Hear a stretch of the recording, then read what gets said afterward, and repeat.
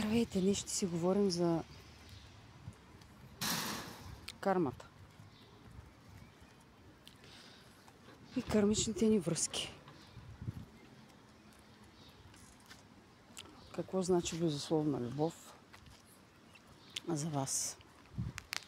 Как я разбирате?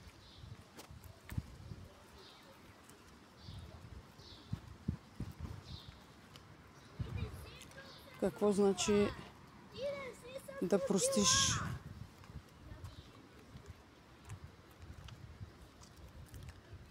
И да обичаш безусловно.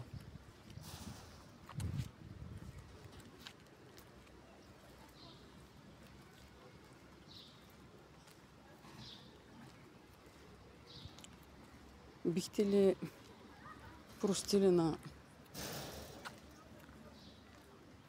вашите врагове, така наречени в кавички? Защото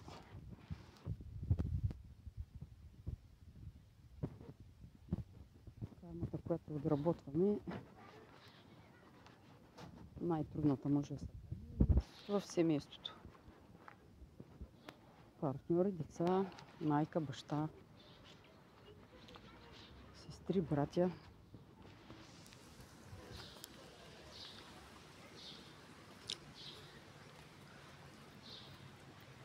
Ако там не е отработена кармата и не е изчистена и не сте си разбрали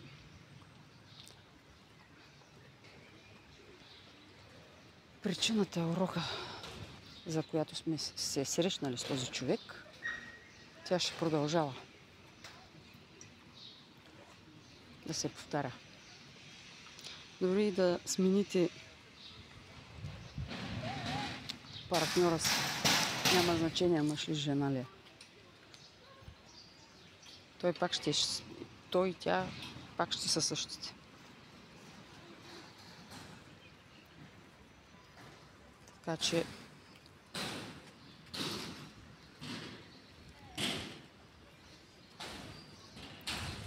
се замислете. Ако не знаете какво да правите, може да ме потърсите, чакам ви.